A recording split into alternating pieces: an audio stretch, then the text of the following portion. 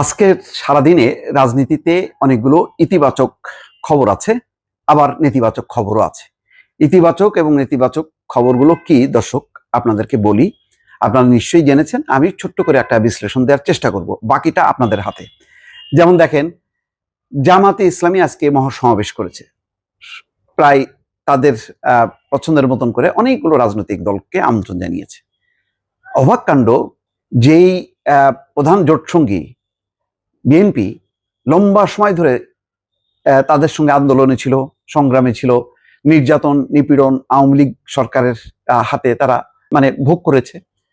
সেই মহাসমাবেশে এনসিপি দাওয়াত পায়, ইসলামী আন্দোলন দাওয়াত পায়, তারপরে গণ অধিকার পরিষদের নুরুল হক নূরকে দেখি, কিন্তু বিএনপিকে জানায়নি এবং সালাউদ্দিন আহমেদ বলেছেন আমাদেরকে দাওয়াত দেয়নি। তারপরে দেখেন ঘটনাক্রমে কিভাবে মিলে গেল, আর একটা ঘটনা দিয়ে সেটা পূরণ হলো। জামাতের আমির বক্তব্য দিতে যে ডাক্তার শফিকুর রহমান তিনি অসুস্থ হয়ে পড়ে গেলেন। এটাও তার রাজনৈতিক তার দৃঢ়তা, তার যেই সংকল্প সেটা দেখিয়েছেন।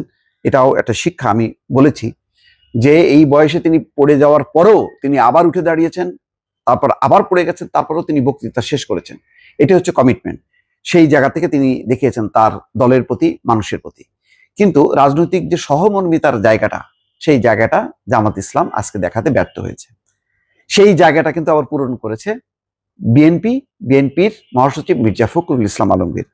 ছবিতে দেখা যাচ্ছে যে ডক্টর মঈন খানকে নিয়ে মির্জা ফখরুল ইসলাম আলমগীর দেখতে গেছেন। এটা হচ্ছে সৌন্দর্য। এবং হাসপাতালে দেখেন তাদের যেই ছবি, এই ছবি প্রমাণ করে যে তাদের মধ্যে যে এই যে রাজনৈতিক সৌন্দর্যটা রাখা, পরস্পরের প্রতি মতভেদ থাকবে, মত পার্থক্য থাকবে, নানান রকম পিয়ার পদ্ধতিতে হবে নাকি আগের পদ্ধতিতে হবে, স্থানীয় নির্বাচন আগে হওয়া উচিত না, নানান বিষয়ে মত পার্থক্য থাকবে। কিন্তু তাই বলে আমি সৌন্দর্য দেখাবো না, একজন আরেকজনের মুখ দেখবো না, যেটা মোটামুটি আওয়ামী লীগ এবং তার প্রধান শেখ হাসিনা বেশ প্রতিষ্ঠিত করেছেন, যে কাকে বলে হিংসা, কাকে বলে হিংস্রতা, কাকে বলে রেষারেষি, কাকে বলে বিভেদ, সেটা প্রতিষ্ঠা করেছেন। তার বিপরীত একটি রাজনীতি সবাই প্রত্যাশা করছিল। কিন্তু সাম্প্রতিক সময়ে যে রেষারেষি দেখা যাচ্ছে, যে ধরনের মেরুকরণ দেখা যাচ্ছে, মেরুকরণ হোক, কিন্তু বক্তব্য এক পক্ষ আরেক পক্ষকে চাঁদাবাজ বলছে, দুর্নীতিবাজ বলছে, বিএনপিকে কটাক্ষ করা হচ্ছে। এবং সেই সোহাগ হত্যাকাণ্ডকে ঘিরে যেভাবে তারেক রহমান, জিয়াউর রহমান, তারপরে খালেদা জিয়ার চরিত্র হনন করার মতন যে কর্মকাণ্ডগুলো হচ্ছিল, তাতে রাজনীতি বিষাক্ত হচ্ছিল। আজকে কিন্তু ঘটনাক্রমে আজকে যদি জামাতের যেই সমাবেশটা ছিল তাতে বিএনপিকে দাওয়াত না দিয়ে, যেইটা খুবই দৃষ্টিকটু একটা ব্যাপার হচ্ছিল, তাদের বিশাল এই সমাবেশটা পরিপূর্ণতা হতো যদি রাজনৈতিক সৌহার্দ্য এবং সৌন্দর্যের এই কাজটা করতো বিএনপিকে দাওয়াত দিয়ে। কিন্তু এটা দেখেন আবার সেই মির্জা ফখরুল ইসলাম আলমগীর আবার সেটা পূরণ করে দিলেন।